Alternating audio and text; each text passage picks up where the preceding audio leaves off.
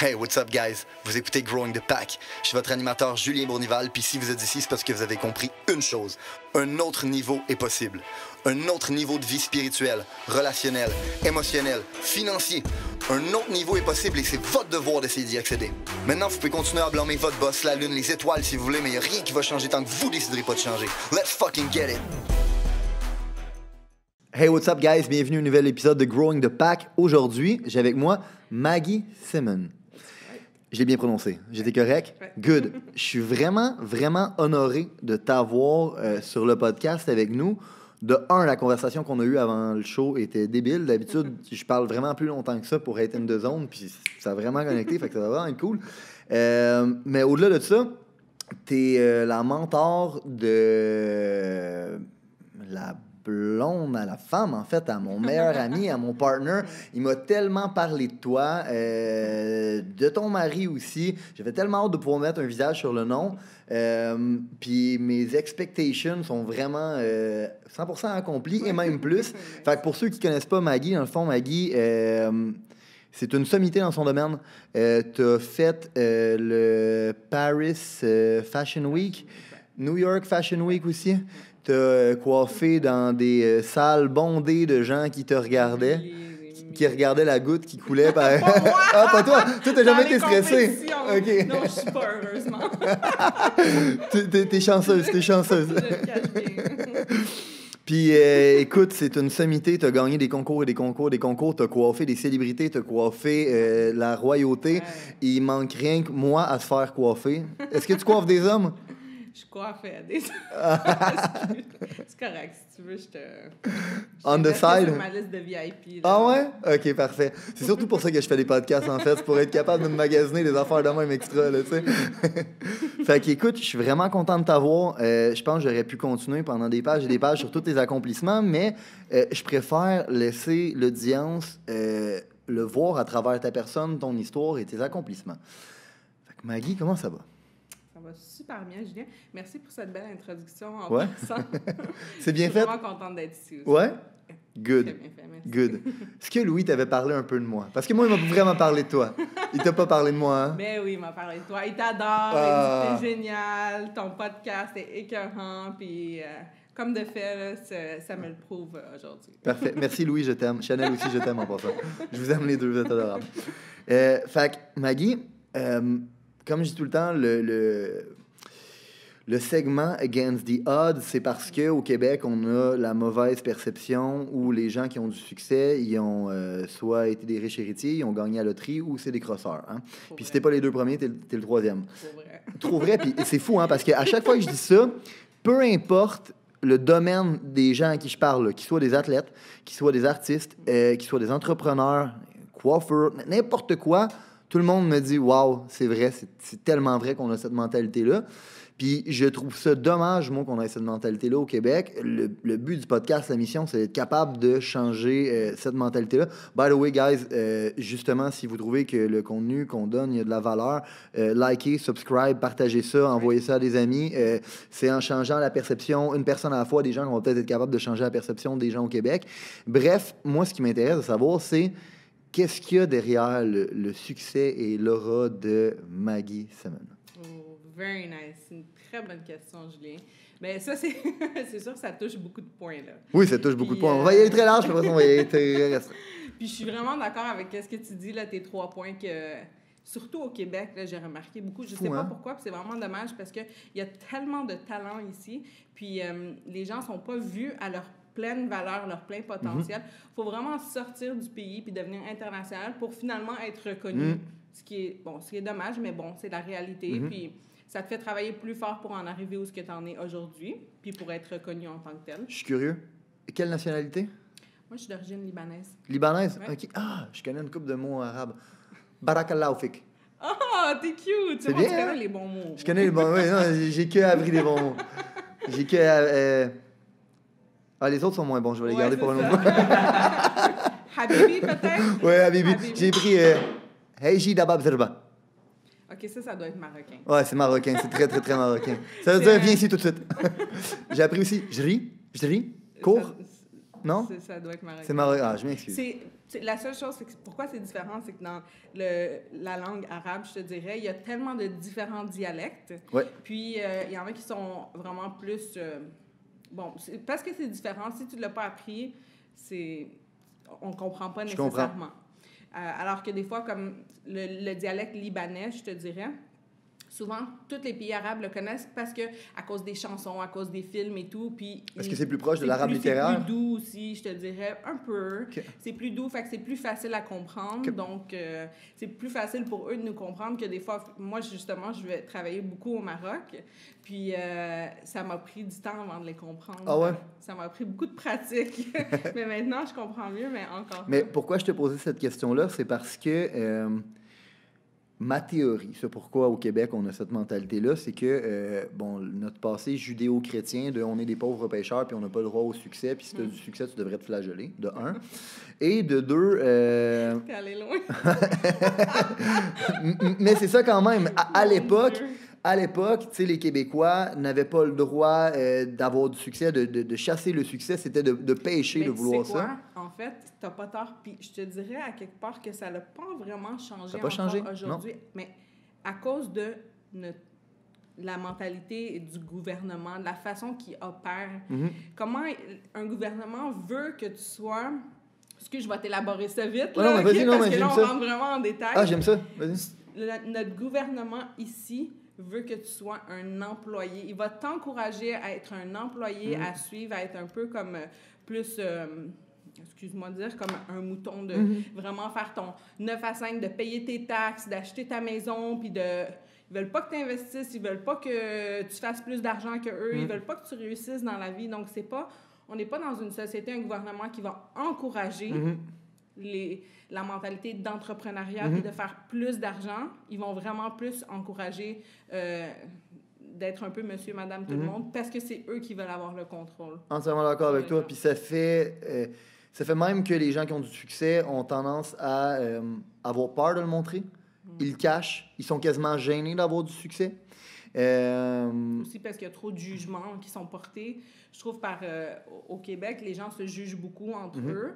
Puis comme tu dis, c'est comme ils vont te regarder si tu as plus de succès ou si juste tu as du succès puis eux, ils l'ont pas, bien, ils vont plus ils vont t'envier que être content pour toi. La seule façon que tu peux être content pour une autre personne qui a du succès, c'est si tu en as toi aussi. C'est tellement triste, hein? Ouais. Au lieu d'être inspiré par quelqu'un... Moi, quand je vois quelqu'un qui a du succès puis qu'il y en a plus que moi, je suis inspiré. Je veux savoir comment. Explique-moi, aide-moi. La seule raison pourquoi, c'est parce que tu as vécu puis tu as passé par un chemin qui t'a amené à arriver à avoir un certain succès, puis tu as vu tout le travail qui venait avec. C'est ça qui donne du respect envers les gens qui deviennent successful. Parce que tu comprends tout le travail qu'ils ont mis en arrière de ça, puis que c'est pas des crosseurs, puis que c'est pas des héritiers, puis que c'est pas... Parce que même si t'es héritier, comme on disait tantôt, ça veut pas dire que tu vas mettre tout le travail puis l'effort pour continuer à bâtir ton succès. Puis même si tu le mets, ça veut pas dire que tu vas être capable de l'atteindre. Il y a rien de garanti. Mais j'ai vraiment aimé tout ce que tu as dit. Mais tu as touché un point. C'est parce que tu as fait un cheminement, tu as travaillé, tu as surmonté les embûches.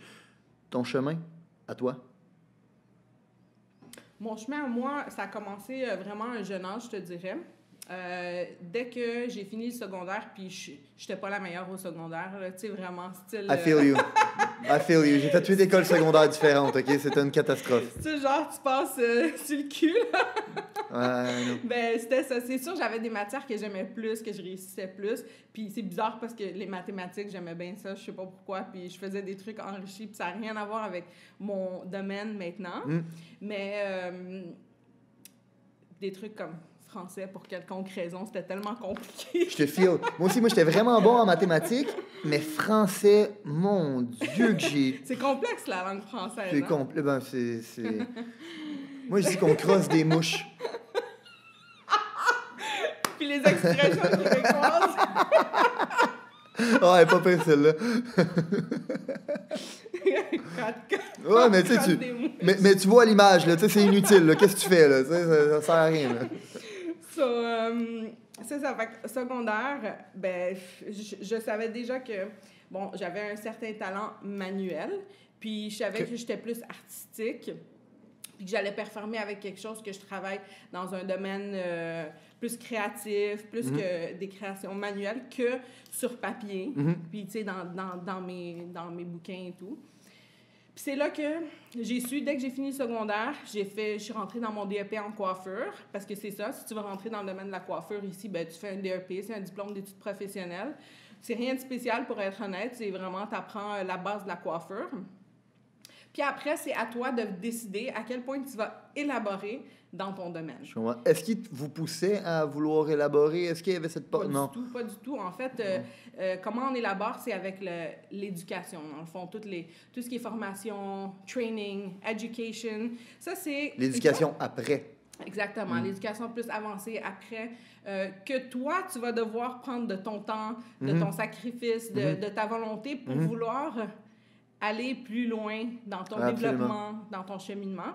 Puis, je me suis investie énormément dans tout ce qui était formation avancée, training internationaux avec des grands artistes. Tu sais, souvent, tu vas dépenser beaucoup d'argent pour faire ces formations-là. Tu vas dépenser beaucoup de temps. C'est très fatigant. Mais si tu le fais pas, ben ça te différenciera jamais, justement, de ces autres gens qui le font pas aussi. Absolument. Comment tu te démarques, puis tu fais que tu t'amènes toi à un autre niveau, c'est vraiment... L'éducation is number one. 100%. By the way, juste faire une parenthèse parce que c'était vraiment bon qu'est-ce que tu as dit. Ta propre éducation, c'est le meilleur investissement que tu peux faire. Je trouve ça tellement dommage, hein. Puis, tu sais, tantôt, tu disais justement, on dirait qu'au Québec, on n'encourage pas le monde à se dépasser. Non, on encourage le monde à rends-toi à avoir ton diplôme. Une fois que tu as ton diplôme, dans le fond, ça veut dire que tu as accompli ce que tu avais à accomplir. Fait arrête de chercher à évoluer. Fais juste ramasser ton chèque à chaque semaine, puis bois ta bière la fin de semaine, tu sais. Vie paycheck par paycheck. Exactement. Puis, tu sais, admettons, moi, l'année passée, je pense que j'ai investi pas loin de 100 000 dans mon éducation entrepreneuriale. J'ai investi des sommes et des sommes et des sommes depuis 5, 6, 7 ans sur moi, sans arrêt. Puis c'est la chose qui a fait la plus grande différence. Puis tu sais, si vous cherchez une clé du succès dans la vie, peu importe qu'est-ce que vous faites, c'est d'investir sur votre éducation, c'est d'investir sur vous. Puis ça, je trouve ça vraiment magnifique que tu aies touché ça, Drette, là. Je te laisse continuer. Absolument. Non, c'est vrai, c'est un bon point. Puis il n'y a pas une personne qui en arrive où ce qui en arrive, puis qui atteint des niveaux de next level ou qui se démarque sans avoir ce training. Sans avoir des mentors aussi. Sans avoir des mentors. T'as eu des mentors, je me dis. Absolument. J'ai eu des mentors, j'ai eu des role models, je suis tu mentor. Exact. Tu l'es, puis t'en as toujours. Puis même ton mentor a un mentor. Exact. Puis ce mentor-là, il y a un mentor. Pourquoi? Parce qu'il faut toujours avoir quelqu'un que we look up to. Quelqu'un qui t'inspire, quelqu'un qui te motive à vraiment en arriver où ce qu'eux, ils sont aussi. Parce que souvent, les mentors, c'est des gens qui vont être dans le même domaine, mais qui vont déjà avoir accompli qu'est-ce que toi, peut-être, tu veux accomplir. Absolument. Puis ça va t'encourager, puis à te pousser, puis à t'inspirer. Puis tu es encore plus chanceux si tu as des mentors, pas juste aussi dans ton domaine, évidemment. On a besoin des mentors dans tout. Tu as besoin des mentors dans la business, la vie personnelle, les financiers, dans tout. Donc, on va toujours avoir plusieurs mentors. Puis, c'est ces gens-là qui vont avoir eu cette expérience déjà, puis qui vont pouvoir te guider, puis lead you to the way, vraiment, qui ont fait tout le parcours, puis qu'est-ce qu'on parle maintenant, les étapes à accomplir, puis tout l'investissement, puis le sacrifice, puis comment en arriver où ce que tu veux en arriver. Absolument. Je dis tout le temps aux gars dans le business que l'étape numéro 1, c'est d'apprendre à marcher le chemin. Mais pour ça, il faut que tu aies quelqu'un qui soit capable de te le montrer. Puis une fois que tu as été capable de le marcher, la beauté de la chose, c'est que à ton tour, tu peux prendre des gens et leur montrer le chemin. Ouais. Puis je pense que si collectivement, on décide qu'on veut faire ça, c'est comme ça qu'on va créer un monde meilleur. D'apprendre à montrer le chemin aux gens. T'sais. Ton premier mentor? C'est une bonne question. Ça fait longtemps. Ah ouais? Oui, ça fait longtemps, j'ai eu différents mentors. Puis ça fait 15 ans aussi que je fais ça. Donc, mes mentors, comme quand j'ai commencé, c'est tellement différent de ce que c'est maintenant. Ben oui. Donc, écoute, j'en ai différents. Il y en a que c'est pas toujours des gens aussi connus. Absolument. C'est des gens que... Ça n'a pas besoin d'être quelqu'un de connu non plus. Ça a juste besoin d'être quelqu'un qui a ce que tu aimerais être capable d'accomplir. Ouais, quelqu'un qui représente ce que vraiment what you believe in. Mais ça, c'est quelque chose aussi, hein? je me rappelle plus à qui j'ai dit ça, mais j'ai dit ça à quelqu'un hier. Prends jamais les conseils de quelqu'un avec qui tu voudrais pas échanger ta place. Puis trop souvent dans la vie, le monde, ils prennent des conseils de gens avec qui ils voudraient pas échanger leur place. Les gens vivent leur vie à écouter les autres gens. C'est ça le problème. C'est pour ça qu'ils réussissent jamais, parce qu'ils prennent trop l'opinion de monsieur, madame, tout le monde, à gauche, à droite, de la famille, des amis, des gens que finalement, ils n'ont aucune expérience dans... ce qu'il veut accomplir. Exactement. Puis c'est pour ça qu'il essaye de le décourager de le faire, parce que lui, il n'a pas d'expérience. Mais écoute-le pas, merde. Exactement. So, tu dois t'entourer des gens qui ont la même vision que toi, les mêmes buts, puis des gens que tu veux devenir. Absolument. Moi, je vais pas demander de conseil à quelqu'un qui a pas de business, par exemple, ou je vais pas demander un conseil à quelqu'un qui a pas fait d'investissement. Je vais aller voir les gens qui ont déjà fait ce parcours. C'est ces gens-là qui peuvent me guider dans le bon chemin, puis qui vont te motiver versus te décourager. Absolument. Puis comme tu disais aussi, quand on développe tout ce cheminement, avec toute ton éducation, qu'est-ce que tu apprends et tout, la meilleure chose, c'est de pouvoir le déléguer. Le déléguer. Absolument. Comme un mentor. Oui, absolument. Comme dans n'importe quel... Moi, je considère même que c'est une responsabilité morale, en fait, de faire ça. Ouais, je suis d'accord avec toi, parce que ça ne se peut pas que quelqu'un qui est devenu successful va pas partager, parce que c'est quelqu'un qui l'a aidé puis qui a partagé avec lui, qui a fait qu'il en est arrivé là. Fait que lui, il va vouloir faire la même chose en retour, parce que en temps normal, il va être reconnaissant. Puis il va vouloir aussi déléguer puis partager. Parce que à quoi ça sert ton savoir puis ton succès si tu vas pas le partager avec personne, puis tu vas pas grandir avec une équipe, puis tu vas être solo, you know? Writing solo, il y a personne qui réussit dans la vie comme ça. Très bon point. Mais c'est avec une mentalité qu'on a au Québec.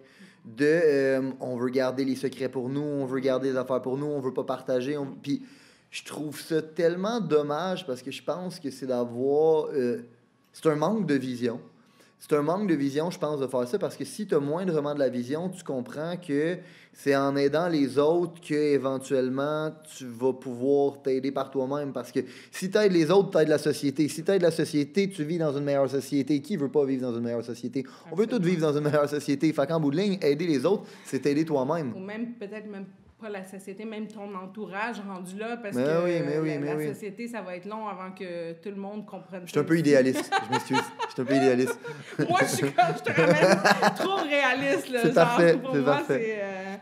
C'est toujours straightforward, you know? C'est ce qu'il faut. C'est ça la vérité, puis c'est dommage, mais c'est encore plus le fun quand tu es capable de trouver ces gens-là qui veulent t'écouter, puis qui veulent grandir avec toi. Puis c'est ça qui fait que c'est comme ça que tu bâtis ton équipe, puis le succès ensemble.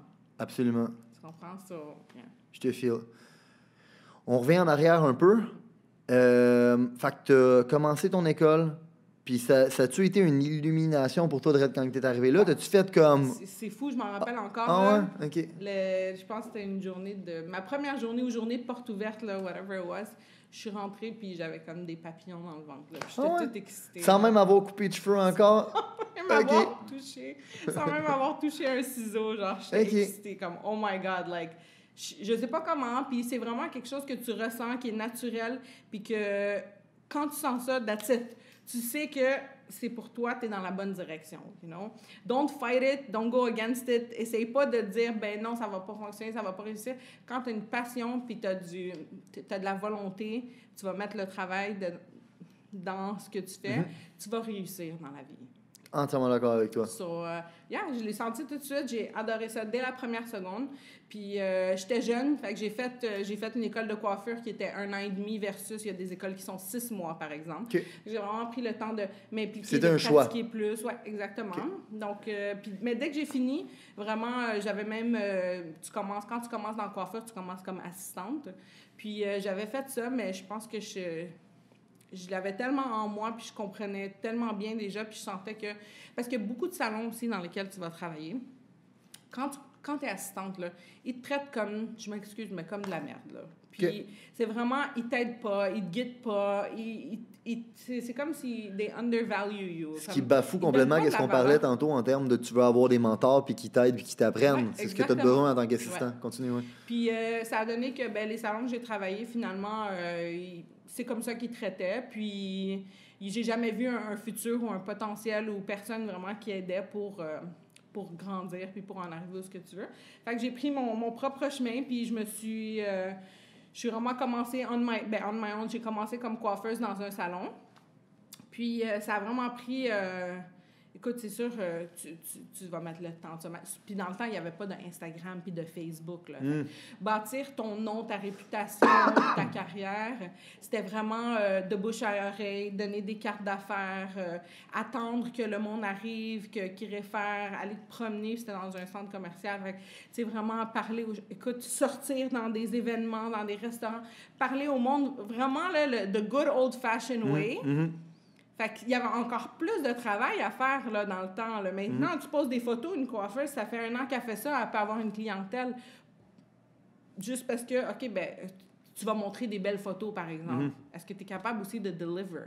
C'est pas juste non plus les photos ou ton travail. Est-ce que tu vas être capable aussi de fournir avec ta personnalité? Est-ce que tu vas... Are you going to go out of your way for your clients? Est-ce que tu vas t'adapter à leurs besoins? Tu vas toujours te mettre à jour avec les tendances? Écoute, il y en a tellement. Tu as tellement touché de bons points, hein, qu'est-ce que tu viens de dire. Non, mais tu as vraiment touché plein de bons points. Premier bon point que tu as touché que je veux souligner, c'est... Puis moi, j'arrête pas de répéter ça à tout le monde. L'influence, ça se bâtit hors ligne. Des likes pour des likes, des followers pour des followers, ça veut rien dire. Tu peux pas transformer... Tu sais, puis on le voit, là, mettons, les participants là, qui sortent de OD, là, puis que là, ils ont plein de followers. Il y en a qui vont être capables de transformer ça à le monétiser. Ils sont fucking rares, ceux qui vont être capables de le faire sur le long terme. Puis ceux qui sont capables de le faire sur le long terme, en vrai, c'est parce qu'ils ont compris que l'influence, ça se bâtit hors ligne. En ligne, ça fait juste showcase l'influence que tu as bâtie hors ligne.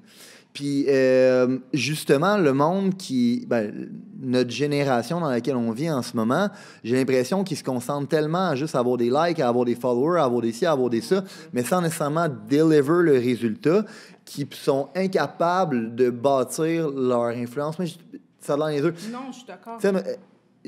La différence entre force et power en physique, est-ce que tu sais ça fait quoi comme différence? Vas-y, je vais te laisser l'expliquer.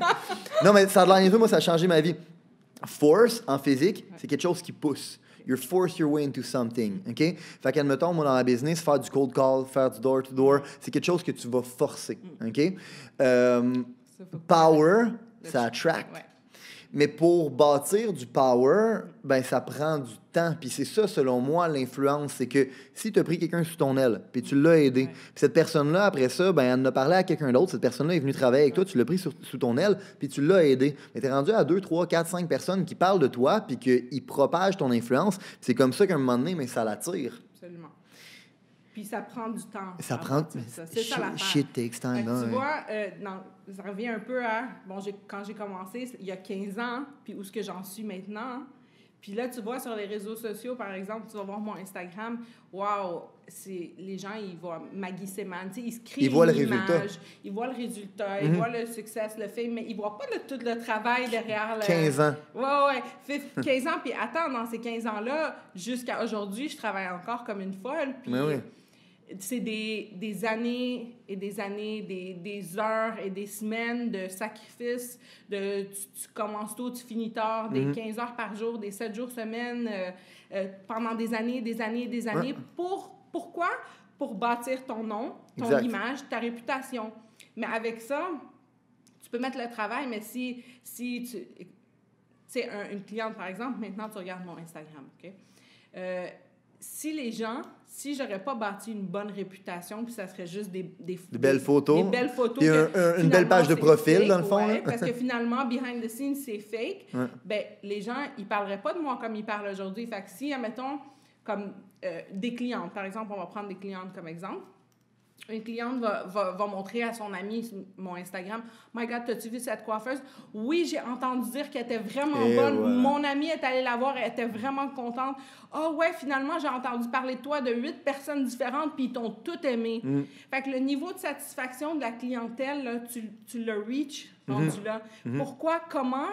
c'est avec going out of your way. C'est jamais dire non à une cliente, toujours être sûr qu'elle est satisfaite, mettre le temps le extra time, extra care, toujours. Ça, c'est des choses que les gens vont pas nécessairement investir parce qu'ils sont paresseux ou parce qu'ils veulent pas, ils préfèrent aller souper avec leurs amis ou aller magasiner ou prendre des vacances que sacrifier leur temps pour être là puis pour bâtir cette image. Fait que c'est pas juste une image, c'est vraiment what's behind it. Absolument. Fait que c'est vraiment tout le sacrifice puis les longues heures puis hard work que les gens ils voient pas finalement. Mais ils voient pas, c'est normal. There's just so much you can show on Instagram. C'est sûr, si je passe mes journées à faire des vidéos puis à dire, ben moi j'ai travaillé des longues heures puis j'ai fait ci, j'ai fait ça. En même temps, c'est pas des choses glamorous que les gens veulent dire parce que pas tout le monde qui va le comprendre. Puis si tu fais ça, tu es en train d'arrêter de faire le groundwork. Puis si tu arrêtes de faire ton groundwork, l'influence va arrêter d'arriver parce que l'effet de oui, j'ai travaillé avec elle, oui, elle m'a aidé, oui, dans le fond, elle a fait une belle coupe, ben ça va commencer à se diluer, tu sais. Une affaire aussi que tu as traitée qui est débile, c'est 15 ans de game. Moi, s'il y a bien quelque chose, j'ai compris, puis ça m'a pris du temps à le comprendre, mais c'est récemment que je l'ai compris, c'est bâtir quelque chose, ça prend du temps. Puis je pense que la raison pour laquelle les gens ont peur de le faire, c'est qu'il manque de... Moi, j'appelle ça la foi, mais la foi, sans nécessairement être religieuse, c'est le fait que quand tu fais les bonnes choses finissent par venir à toi. T'sais? Fait que ça prend du temps être capable de bâtir de quoi. Ça prend fucking 15 ans, un style de groundwork, mais ça va toujours valoir la peine. Ceci étant dit, il y a quelque chose que tu as touché tantôt que je veux te poser la question. Parce que tu parlais de la passion, OK? Puis de la créativité. Puis on en a parlé un peu avant l'entrevue. Moi, à base, j'étais un musicien. Okay? J'étais un créateur. J'adore se créer. Sauf qu'à un certain point, je me suis aperçu que j'ai bien beau triper, jouer de la musique, j'ai bien beau adorer être sur des stages, le death metal, ça ne payera pas mes billes, OK? J'ai trouvé une façon d'être capable de me réinventer, mais j'aimerais ça que tu me donnes un peu ton take sur la passion, parce qu'à un certain point, je pense que la passion... Ça prend plus que juste de la passion. You can only do so much avec ça, tu sais. Sure. Parce qu'à un certain point, couper des cheveux, t'aimes ça, mais il y a probablement des aspects de couper des cheveux que t'aimes moins. On s'entend? Ben oui, c'est sûr, tu peux avoir des départements que t'aimes plus que d'autres, par exemple. Mais c'est pas ça qui change. Ce qui change, c'est how much are you willing to invest? How about you fucking want it? Financially, invest your time, invest ton temps, ton argent, ton effort. Puis des fois, c'est même pas... Des fois, c'est pas ton argent, mais souvent, ça va l'être dans le sens, faut que tu fasses un voyage, faut que tu ailles faire une formation, faut que tu achètes de l'équipement, faut que tu t'entraînes. Ça coûte de l'argent. Ça coûte de l'argent, du temps, de l'énergie, ça coûte de tout. Exactement. Extra miles. So, si tu n'es pas willing de mettre tout ce travail et tout cet effort, ben ta passion, finalement, elle ne t'amènera pas nulle part. Ça va être bien le fun. Tu vas être you're going to enjoy maybe what you're doing, mais tu n'iras jamais plus loin que ça.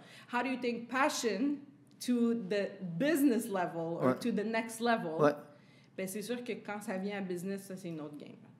C'est une autre game, puis comment tu bâtis une business, ben, ça, c'est un autre sujet. Moi, je suis curieux. Parce qu'il y a bien de quoi qui me frappe de toi, puis c'est ta drive. Tu as beaucoup de drive. Je sens t'es compétitive. Tu as de l'énergie, tu as de la drive, tu as des compétitives.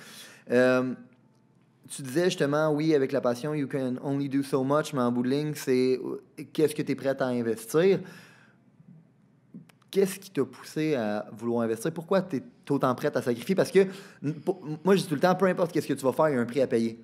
Fait qu'il faut que tu sois prête à payer le prix si tu veux être capable de recevoir le retour. C'est quoi qui t'a poussé à payer le prix? Pourquoi tu es prête à payer le prix? Parce qu'il faut que tu fasses des sacrifices pour avoir la vie que tu as. Pourquoi tu es prête à les payer? Faut comprendre que une fois que tu comprends et que tu réalises que c'est ça que ça prend et rien d'autre, ben, tu n'as pas le choix de le faire à quelque part. Okay? Moi, on parlait un peu de ça tantôt. Comme je te disais, j'ai rencontré mon mari, puis j'ai fait mes compétitions. Puis je pense que dans la vie, tu as toujours besoin... Tu peux jamais grandir seul. Okay? Absolument. Puis à part d'une équipe que tu bâtis, tu as besoin aussi de quelqu'un dans ta vie qui va toujours être là pour te motiver, t'encourager. pas tu sais, comme que ça soit un life partner, un parent, un ami, un sibling, whatever it is, il va toujours avoir une personne qui va te elevate, qui va t'aider à vraiment pousser au prochain niveau. Puis parce que souvent, mettons, si tu as un job 9 to 5, puis toi, tu es un entrepreneur, tu veux travailler fort, tu veux faire des longues heures, mais ton life partner, il y a un 9 to 5, ça ne fonctionnera jamais. Pourquoi? Parce que lui, il va revenir à la maison, il va t'attendre, il va se croiser les doigts, le souper va refroidir, puis il va être tanné de ne pas te voir, puis finalement, il va aller voir ailleurs. T'sais. Absolument. So, tu as besoin de cette personne qui va être sur le même niveau que toi pour que vous grandissez ensemble puis que ça t'encourage puis que ça te motive. So, moi, mon mari avait beaucoup aussi ce petit côté-là qui était comme plus affaires, plus organisation, how to get there. Il y avait aussi comme de l'expérience. Fait que ça m'a vraiment comme... C'est pour ça que quand il est venu puis il a vu comme mes compétitions puis il a fait comme... Il a fait OK. Who are you? Le businessman en lui a parlé. Ouais, le businessman en lui a sorti puis il a dit, t'as-tu des cartes d'affaires? T'as-tu un site web? T'as-tu... Fait que finalement, c'est la stratégie. C'est quoi la stratégie qui va t'amener à ce côté, qui va développer ton succès puis ton côté affaires? T'as besoin, c'est des key points, des piliers que finalement toutes les entreprises vont avoir pour en arriver là. Puis lui, il m'a aidé beaucoup, il m'a vraiment poussé là-dedans. Puis moi, j'ai juste embarqué, là, c'était comme génial, là, tu sais. Si je veux prendre une cliente à 10h le soir ou à minuit, là, puis il est comme « go for it », ben ça, c'est quelqu'un qui te retient pas dans la vie, c'est quelqu'un qui te pousse pour t'encourager, puis ça va te motiver encore plus. Fait que ça a vraiment été comme ce qui m'a vraiment comme poussé, motivé, puis c'est vraiment un teamwork, là, un peu 100%. À la Céline Dion puis René Langélil. Non, mais moi, je suis entièrement d'accord avec toi. Je crois qu'un couple, à base, c'est une organisation. C'est une mini-business. Dans le fond, c'est une organisation de deux. Il n'y a aucune business qui réussit mieux que quand c'est un couple, je trouve. Tu sais, quand ils disent quand tu travailles ensemble, c'est sûr que quand tu haïs ta job, ben, tu vas t'haïr de te voir la face à chaque jour. Mais si tu adores ce que tu fais, puis que, au contraire, un élève l'autre, puis l'autre élève, puis que là, vous réussissez ensemble, puis tes conversations à ton souper, là, c'est pas genre « Ah ben lui m'a énervé à la job aujourd'hui, puis je suis allée de ma job. » C'est quoi le prochain projet, puis c'est quoi le prochain move, puis combien on investit, puis ah ouais, on se lance dans d'autres projets, puis faut pas avoir peur, là. Parce que dans le business, encore là, je te disais, c'est un autre sujet, là, la business. Mais pour en arriver là, parce qu'on va en parler, là, parce que finalement, c'est le sujet de ton podcast. Les gens qui veulent en arriver à un niveau business. Bon, tu sais quoi, j'ai perdu mon train of thought, là, puis toi, tu regardes là-bas, là, tu prépares un autre. Non. Faut prendre des risques. Absolument. Dans la vie, OK? Sans risque. Si tu n'as jamais pris de risque, if you never fail in life, tu sais, c'est quoi? Failing? Ouais. OK? On entend ça, là, what's failing, you know? Les gens ont peur de l'échec. Absolument. De fail. Mais finalement, without failing... Il n'y a pas de succès. Il n'y a pas de succès. Mais c'est parce qu'on n'a pas... Moi, je considère que... Bon, là, je suis content, OK? On partage la même haine de l'école, OK? Moi, j'ai détesté l'école. Puis une des raisons pour lesquelles je déteste l'école, c'est parce que j'ai l'impression qu'on ne t'apprend pas la valeur de l'échec. Tu sais, dans le fond, si tu coules ton examen, ben tu coules ton année, puis tu reviens en arrière, puis on te shame, puis... Tu sais, dans le fond, non, on a envie, t'es supposé d'en faire des échecs, puis on n'apprend pas la valeur de la collaboration non plus. Collaboration à l'école, c'est le plagiat. Mais dans le fond, non, mais c'est vrai, tu sais. C'est bon, ça, j'aime ça. Si on ouvrirait une école, nous autres, là, ça serait là, un autre monde. L'école des entrepreneurs. Mais, tu sais, justement, dans ma tête... Puis c'est pour ça qu'un couple, je le vois comme ça, c'est que c'est supposé être une organisation, c'est supposé d'être deux personnes ensemble qui sont plus forts que séparés. Fait qu'on est supposé être complémentaires. You do your part, I do my part, puis ensemble, ben ça crée ça. Puis tu as dit un point vraiment important, là, que l'école, elle te prépare au succès, mais elle ne te prépare jamais à l'échec. Puis la vraie vie, en fait, là, c'est des échecs. Une succession d'échecs. Une succession d'échecs. Effectivement, combien d'échecs tu perds le compte tellement que la vie a des échecs. Mais c'est ces échecs-là qui t'amènent toujours un pas plus proche de ton succès. Absolument. Fait qu'il ne faut pas avoir peur d'échouer, to fail, parce que c'est ces échecs-là, écoute, c'est vraiment important, là, c'est ces échecs-là qui font que tu vas être plus proche de ton succès. Pourquoi? comment on échoue? C'est quoi échouer? Ça peut être financièrement, ça peut être dans la carrière, ça peut être avec des amis, dans des relations. Peu importe c'est quoi, une fois que tu échoues, c'est ça qui t'ouvre les yeux puis qui t'apprend vraiment. Mais oui, c'est la seule façon d'apprendre. Ouais. Puis sans cet échec puis cet investissement, mais attends, on parle pas des petits fails, on parle pas des petits échecs, on parle des failing big. Okay? Quand tu parles de business, là, on parle pas de perdre 10 000 $, 15 000 $. Là. On parle de perdre des centaines de milliers de dollars. Okay? Ça fait peur, hein, ce numéro-là. Là, quand je te dis 100,000, 500,000 $, $1 million, tu t'imagines perdre 500 000 $. T'imagines même juste perdre 100 000 $. Ah, j'ai perdu 200 000 dans mon centre d'appel au Maroc. Voilà. Donc, tu peux comprendre. I fucking feel you. Exactly. So, mais j'ai tellement appris. Mais j'ai tellement appris. Ça a été l'année où est-ce que j'ai le plus progressé en tant qu'entrepreneur. Voilà. Mais j'ai pris des risques. Ça n'a pas été facile, mais... Tu as perdu beaucoup. You lost big. You failed big, but you gained big also. Mais je pense que les gens ont peur de l'échec parce qu'ils voient l'échec comme étant une finalité. Mais c'est pas une finalité. La seule raison pour laquelle c'est une finalité, c'est si tu décides d'abandonner à ce moment-là. Exactement. Fait que le but, c'est pas how many times you're failing, it's how many times you can fail and still get back on your feet and keep going. Absolument. C'est ça qui va faire que quelqu'un va être successful puis va réussir. C'est quand tu n'abandonnes pas puis que tu prends ces failures pour t'amener à la ligne du succès. Je suis entièrement d'accord. Mais tantôt, je t'ai posé la question, pourquoi tu as autant de drive? Moi, ce que j'ai pu comprendre, OK, puis tu me diras si j'ai bien read, c'est que, à quelque part, tu sens une espèce d'obligation morale envers ton partner, ton conjoint, dans le fond, de se dire, il me supporte, je le supporte. Fait que, dans le fond, cette personne-là investit en moi, c'est un devoir pour moi de ramener ça. Ouais. Je me trompe? Non, tu es d'accord. Je suis dedans? OK. Ouais. Pourquoi tu as ce désir-là de dire... C'est pas tout le monde qui a ce sens-là de la responsabilité morale de se dire, ce monde-là investisse en moi, je leur dois. C'est facile de dire que c'est trop difficile, que tu es fatigué, puis que tu es tanné, puis que tu veux plus, right? Parce que c'est quand tu en arrives là que si tu t'arrêtes pas, puis tu passes ce niveau-là, il n'y a rien qui va te faire sentir mieux, puis plus accompli. Puis quand tu atteins ce niveau, le niveau de satisfaction qui vient avec ton accomplissement est tellement comme, comment je pourrais dire, the value is so big que tu en veux plus. Là tu en manges, tu comprends? Puis ça, c'est quelque chose qu'une fois que tu as goûté à ça, tu en veux plus. C'est une drogue, c'est une addiction, 200%. Puis c'est sûr que c'est pourquoi c'est important d'avoir cette personne-là, parce que c'est sûr que c'est pas chaque matin qu'on se lève puis qu'on a le goût de travailler aussi fort ou d'investir autant. Ou il y a des jours où tu vas être fatigué, oui, c'est normal. C'est sûr, mais au moins tu vas avoir cette personne-là que tu veux pas justement décevoir ou que... c'est ça qui va te pousser vraiment, comme tu disais, là, comme tu veux combler un peu. Absolument. Mais justement, là, tu as touché à un autre point qui est encore bien important. C'est que, encore une fois, si je comprends bien, tu te dois cette responsabilité-là morale envers la personne qui investit vers toi parce que tu dis, je ne peux pas abandonner. Pourquoi tu ne peux pas abandonner? Ben, en fait... De où ça vient, OK, moi, personnellement. Moi, toi, personnellement. Ben, je pense que c'est quelque chose que tu dois avoir en toi. OK?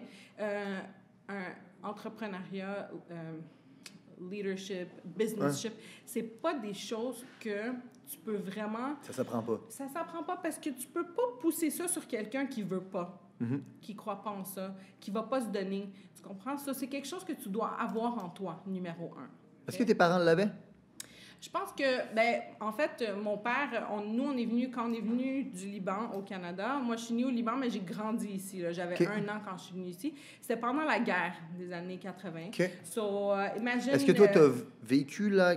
à peine. Moi, je suis partie pendant la guerre. Mon père, c'était un soldat dans l'armée. Okay. Fait que c'était très military. À la maison? Oui, puis aussi, lui, sa vie, ça a été très discipliné. Puis c'était tough. C'est sûr qu'il a vu des choses que...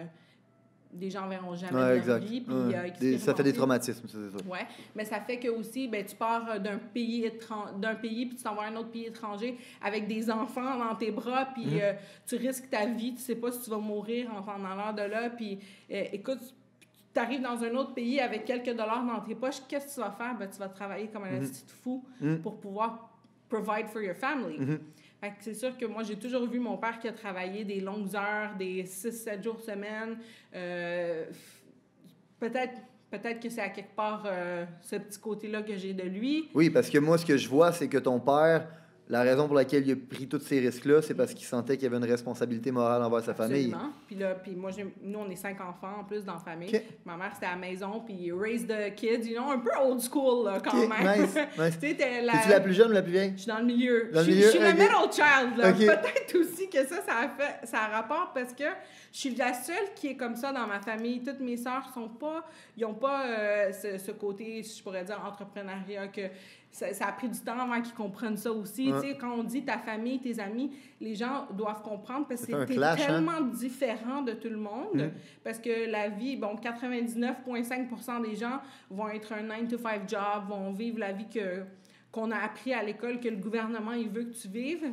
Puis là, toi, t'arrives là, puis t'es le 0,5% de la population qui se démarque de tout le monde. T'es le mouton noir des moutons noirs, le mouton noir. Puis tu sais quoi, j'ai toujours été le mouton noir, effectivement. Ah, malgré que j'étais très tranquille quand j'étais jeune, là, ça a vraiment switché rapidement quand j'ai grandi. Ah ouais? Bizarrement. Au secondaire ou... Primaire, secondaire, écoute, j'ai toujours été très tranquille, tu sais, la fille qui parle pas trop, qui écoute plus que je vais parler. Ouais. Mais tu as une très bonne écoute en passant? Ouais, hein? Ouais. Tu as une très bonne écoute en passant? Non, je disais, tu as une très bonne écoute. Ben surtout, je pense, dans le coiffeur, il faut que tu écoutes plus les clients que tu parles. Bon point. Faut pas que tu dises tes problèmes, il faut que tu écoutes leurs problèmes. Fait que ça a bien fonctionné, mais jusqu'à temps que, puis c'était le contraire. Moi, mes sœurs, c'était toujours très extravagante. Puis là, ça a comme switché. Puis là, je suis devenue, je sais pas qu'est-ce qui est sorti en moi, là, mais... Puis qu'est-ce qui est arrivé? C'est quoi l'élément déclencheur? Ben, je pense juste le fait que... Je sais pas. Le fait que tu te laisses vraiment... c'est à force des années, là. À force de développer, puis d'avoir à te mettre... Parce que aussi, quand tu veux... you want to put yourself out there, tu peux pas être tranquille dans ton coin, là. C'est surtout un monde fashion comme je vis, puis que tu vas sortir dans des événements. Tu dois t'impliquer dans des événements, tu dois faire des shows, tu dois parler sur des stages, tu dois faire des compétitions, tu dois donner des classes, faire des formations. Il faut toujours que je sois constamment en train de parler, former, entraîner, savoir comment communiquer. Je pense qu'avec le temps... Mais je trouve ça frais parce que ton domaine, c'est un... juste milieu entre le produit et le service. Ouais. Dans le sens que le produit étant la coupe de cheveux que tu livres à la personne, qui est une des facettes de ce que la personne achète. Mais ce qu'elle achète aussi, c'est le service de, les mains dans les cheveux. De sentir qu'elle déconnecte, qu'elle vient au salon, puis que, tu sais, la conversation qu'elle a avec toi. On est comme les psychologues. Donc, c'est vraiment... les salons, c'est vraiment une place où la cliente, elle vient pour se retirer de la vraie vie, là, si je pourrais dire. C'est ça qu'on entend souvent. Les clientes, souvent, ils vont raconter leur vie ou ils veulent juste changer d'air aussi, puis se sentir belle, puis apprécier. Donc, on a beaucoup de jobs en un. Oui, mais c'est ça. C'est vraiment une habile combinaison entre le produit et le service. Puis, ça l'explique pourquoi tu es autant skilled à parler, la communication, l'écoute. Il faut savoir aussi, c'est ça, parce que quand, dans ce domaine-là aussi, comment tu peux amener à être différente de d'autres coiffeurs? C'est pas juste, asseyez-vous, madame, on va couper vos cheveux, puis j'écoute pas qu'est-ce que tu veux, puis on communique pas aussi l'information nécessaire, puis j'élabore pas sur des sujets importants, j'amène pas les nouvelles tendances, je partage pas ces choses-là. Bien, c'est sûr, communication, c'est très, très, très important. C'est la base. Moi, je dis tout le temps, la qualité de ta vie est déterminée par la qualité de ta communication. Si tu n'es pas capable de parler avec les gens pour les amener à prendre une décision, tu n'auras jamais ce que tu veux dans la vie. Tellement. Tu n'auras pas le chum que tu veux, tu n'auras pas la business que tu veux, tu n'auras pas les partners que tu veux, tu n'auras pas les employés, tu n'auras rien. Ta vie va être misérable. T'sais. Fait que tu dois apprendre à communiquer first, puis tu es vraiment une excellente communicatrice au-delà de toutes tes skills que tu as dans ton domaine particulier. Mais ça, il faut toujours travailler là-dessus. Hein. Oui. faut pas penser que moi je suis pas capable de communiquer dans la vie, mais c'est quelque chose qui peut se travailler aussi, tu sais, que tu peux être coaché pour savoir aussi comment communiquer correctement. Tu sais, t'arrives pas juste sur un stage là, puis salut tout le monde, fait que moi je vais vous apprendre comment faire. Bon, moi je vais parler. Ta première fois sur un stage justement? Ma première fois sur un stage, c'était ma compétition. OK. C'était pas, j'avais pas à parler. S'il y avait de la musique, c'était vraiment comme tu performes, puis ton talent parle pour lui-même. Puis après, quand j'ai commencé à plus élaborer, puis à faire des formations, puis à commencer à donner des formations, puis à commencer à faire des shows, puis là, j'ai été vraiment comme la personne qui forme, là, le educator.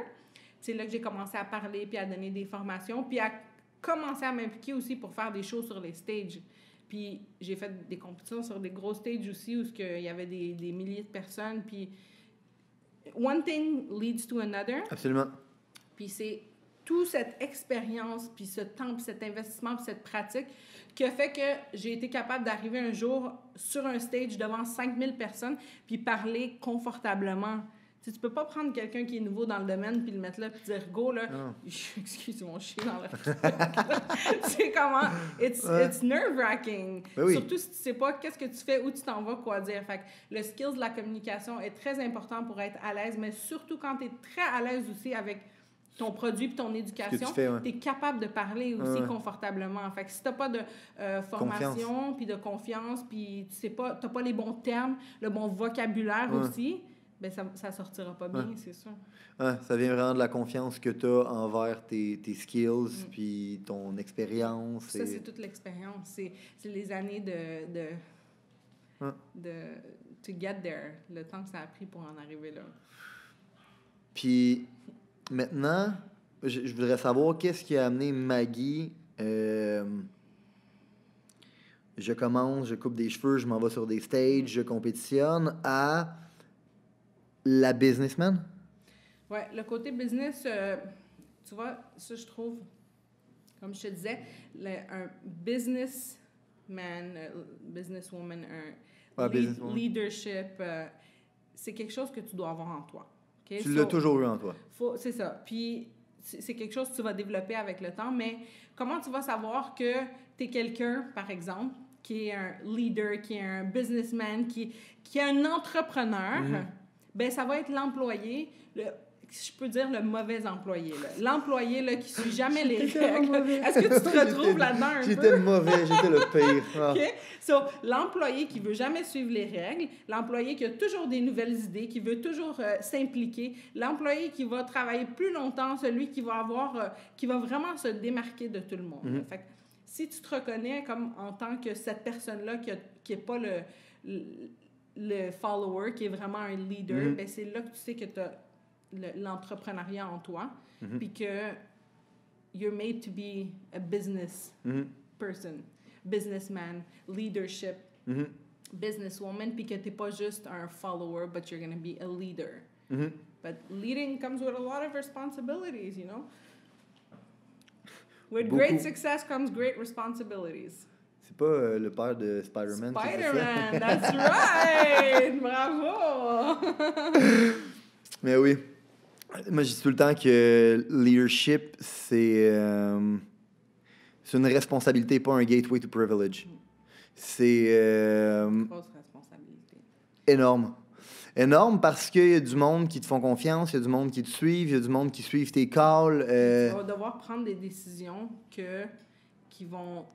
En fait, ça, c'est très important aussi parce que les décisions que tu dois prendre dans la vie... Faut pas toujours plaisir à tout le monde, hein? C'est des décisions qui vont te faire peur. Là, que c'est pas des décisions que tu vas prendre the easy way out. Tu vas jamais rester confortable. Tu vas jamais prendre la décision qui va faire que tu vas être bien à l'aise puis tu vas être dans ton comfort zone. C'est la décision qui va te faire tellement peur que tu vas risquer beaucoup. Tu vas peut-être tu vas en rêver, tu vas en faire des cauchemars si tu veux. Tu vas risquer beaucoup, tu vas investir beaucoup, mais sans cette peur, tu n'as pas ce drive. Absolument. Tu restes toujours dans ton comfort zone. Fait que ça vient avec énormément de responsabilités qui font très peur, puis que si tu ne l'as pas, puis si tu n'es pas prêt à prendre ces risques-là, Mais tu pourras jamais en arriver au success que les gens pensent qu'ils veulent être, mais que finalement, ils sont pas prêts à Mais c'est faire. du courage, ça. Parce que, dans le fond, si tu prends un move dangereux puis que t'as pas peur, c'est pas du courage, c'est stupide. Ben, si t'as pas peur, c'est parce que t'as rien fait qui est peurant. Fait que finalement, t'as rien fait d'extraordinaire. Mon point. OK? Fait que pour faire quelque chose d'extraordinaire, il faut que tu fasses quelque chose de différent. Puis quelque chose de différent, ben, ça fait peur. Right? J'adore. So, Moi, les choses qui marquent le plus de toi, c'est ta drive, ta créativité, ton leadership. Mais ta drive, c'est incroyable. Je me demande, what's next pour Maggie? oh, I like that. I get that asked often. There's always something next. Ouais, what's next? Il y a toujours... Non, mais, Écoute, mais justement, ça, c'est comme important. si C'est la créativité, c'est la vision. Si t'as pas de vision, si tu sais pas c'est quoi la prochaine étape, puis genre, tu te cours après la queue. Fait que c'est... Exactement. Fait que faut toujours avoir c'est quoi ton prochain projet? C'est quoi? Qu'est-ce que tu travailles dessus? C'est quoi? T'as accompli un, mais c'est pas fini, mais t'en commences déjà un autre. Puis t'en as un autre en tête. Fait que ça, il y en a toujours ça. Je pense que la meilleure façon de découvrir what's next for Maggie Seman is to follow me on Instagram. Très fort. Très fort. Parce que je pense qu'il n'y a pas de meilleur moyen, parce que c'est vraiment, s'il y a quelque chose qui se passe, that's where I'm going to advertise it. Tu sais, je pense pas qu'il y a quelqu'un qui travaille sur des projets et qui va en parler à tout le monde jusqu'à temps que ça se concrétise pas. Parce que, puis il y en a beaucoup de projets. Fait que je te dirais que follow me and you'll see what's going on. Non, mais c'est parfait. Puis juste la façon dont tu as répondu à ça, ça se voit que tu le sais, what's next. Puis de toute façon, ça aussi, c'est quelque chose que je pense qu'il est important que le monde doive comprendre. C'est, des fois, tu penses que ta prochaine étape, c'est ça. Puis en mettant un pied devant l'autre, et là, tu fais comme, non, c'est pas ça. Exactly. Mais il faut que tu apprennes à être flexible avec ça. Puis ça, je pense que c'est quelque chose qu'on doit apprendre à développer, mais c'est de se détacher de notre ego. Tu sais, ton ego, il est important parce que c'est ça, l'ego, c'est la partie de toi qui te pousse à vouloir win. Hein? Fait que tu veux avoir un ego parce que c'est ça qui te pousse à vouloir win. Mais à un certain point, si tu veux trop win, tu vas finir par perdre des batailles. Parce que tu vas te battre pour les mauvaises raisons. Exact. Attends, meilleure métaphore que je peux te donner, c'est comme si tu étais en train de jouer aux échecs. Ben, des fois, il faut que tu acceptes de te faire bouffer un pion si tu veux mettre quelqu'un échec et mat. Sauf que si, dans le fond, tu veux tellement pas te faire bouffer tes pions, ben, à un moment donné... Focus on the wrong things, yeah, you know? Absolutely. You don't see the big picture. You're focusing on the little wrong things. The little win instead of the big win. Ouais, c'est ça, exactly. So, non, c'est bien dit, honnêtement. Puis, comme tu dis, il y a toujours des projets, mais ça veut pas dire nécessairement que tous les projets se concrétisent. Puis, mais ça veut pas dire non plus que... Puis tu sais pas combien de temps ça va prendre. Ça peut être un span de quelques mois, ça peut être quelques années aussi avant qu'un projet se concrétise, évidemment. Mais oui, définitivement. Parce que c'est énormément de travail, fait que ça arrive pas comme ça, fait que ça va être time over time, months, years over La patience, comme on parlait. Finalement, ça va arriver. Puis c'est là que... When you're going to put it out there, évidemment, les gens ils vont penser que c'est tombé du ciel. Là, mais non, ça fait des années et des mois et countless hours que tu travailles là-dessus. C'est un investissement de fou, mais il n'y a rien plus rewarding. Que ça. Je te file.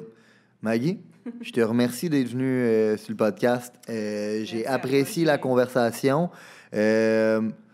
J'espère qu'on va se revoir. J'ai l'impression... En tout cas, moi, j'ai vraiment apprécié la conversation, puis je pense que je me suis fait des amis. Fait que... Ah, t'es trop cute. Moi aussi, je me suis fait un ami. Bon. Je te toucherais, mais c'est le COVID, fait qu'on n'a pas le on va se taper à la distance. Merci. Puis c'est où qu'on peut te suivre? C'est où qu'on doit venir te suivre pour tes prochains moves? Instagram, je dirais... C'est le principalement? Instagram principalement sur mon compte Maggie Seman. On a aussi le compte du salon House of Artists parce que j'ai un salon de coiffure aussi. Donc, on a toujours des nouveaux projets. Moi puis mon équipe... Est-ce que tu prends toujours des assistantes? Est-ce que tu formes encore? C'est un autre sujet à élaborer, là. Moi, je suis vraiment très détaillée dans mon équipe. We handpick our team members. Puis, c'est la bonne chose? Vraiment. Puis c'est ça qui fait que tu bâtis une équipe solide. Vous grandissez ensemble parce que vous êtes on the same level, sur le même niveau. You're only as good as your team. Exact, as your team can be. So, mon équipe est très sélective. Puis, je te dirais, on est très limité, mais moi, s'il y a un potentiel, il y a toujours room for growth avec les bonnes personnes. Nice. Mais c'est pas pour n'importe qui. You have to earn it. And if you want to be number one, you come work with us. If you want to be number two, you go work somewhere else. J'adore. Same, ça? Ouais. Fait guys, let's fucking get it. Si vous avez considéré que l'information, les principes, les valeurs qui ont été partagées aujourd'hui ont une certaine utilité dans la vie, vous allez non seulement vouloir appliquer les concepts, mais vous allez surtout vouloir les partager. Les partager à un ami, partager à une connaissance, partager à quelqu'un qui en a besoin. Growing the Pack, c'est avant tout un mouvement qui grandit à travers les gens qui fait grandir. C'est un mouvement qui permet de créer les leaders de demain. C'est seulement grâce aux gens comme vous qui comprennent que le développement du leadership est notre plus gros enjeu qu'on va réellement faire avancer les choses. Je vous remercie pour votre temps. Let's grow the fucking pack!